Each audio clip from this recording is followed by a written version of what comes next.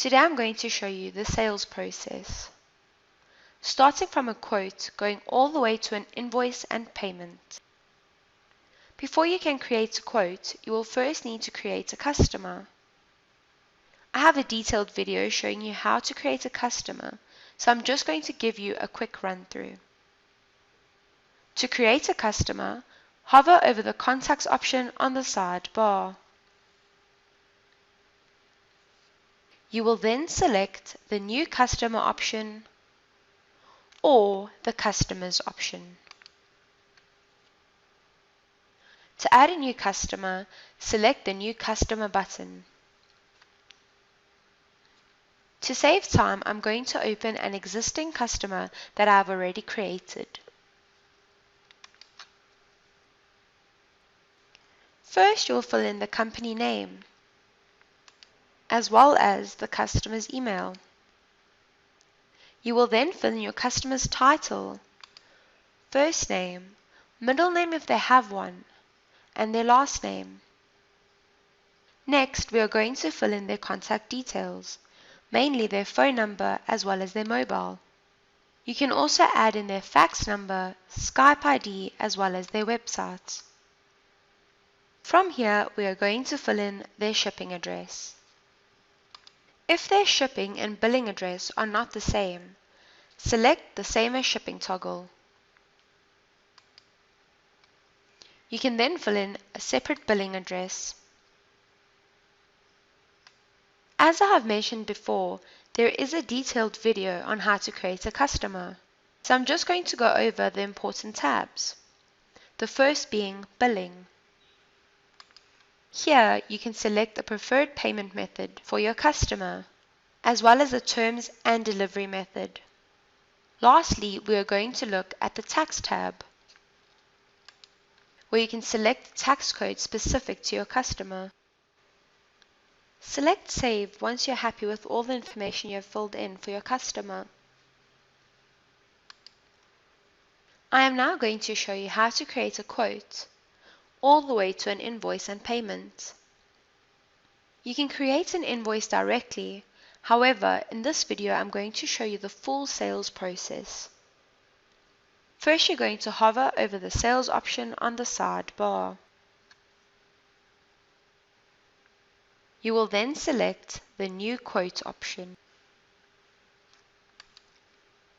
First, you will start off by selecting the customer the quote pertains to. I'm going to choose the customer I just created. The customer email as well as billing address will automatically populate with the customer's details. You will also notice that the sale date as well as due date automatically load as today's date. However, you can change this by using the drop-downs.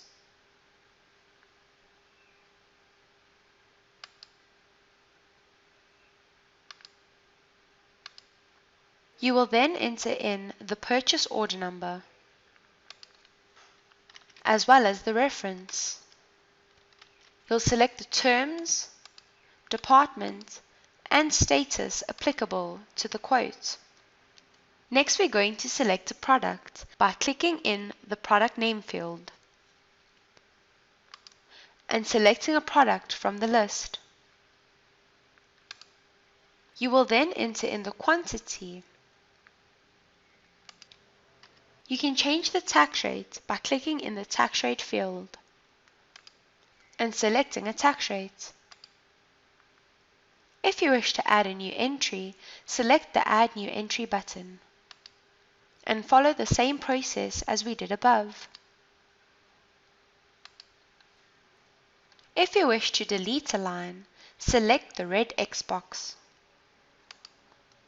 A pop-up message will then appear for you to confirm your action.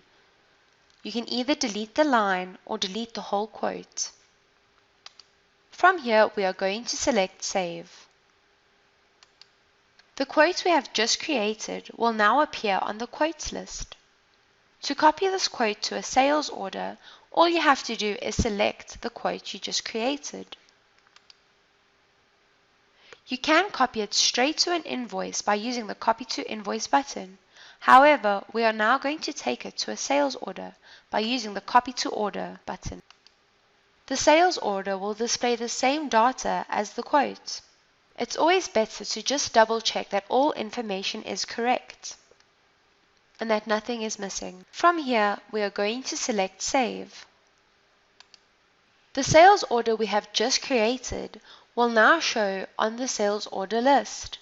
To copy the sales order to an invoice, we are going to select the same sales order and open it. You can change the quantity or add new entries before copying it to an invoice. To copy to an invoice, select the Copy to Invoice button. The invoice will now display the same data as the quote and the sales order. Make sure all the information is correct and then select Save.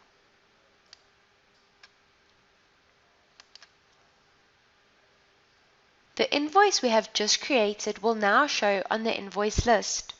To create a customer payment, select the same invoice and open it. You will then select the Payment button.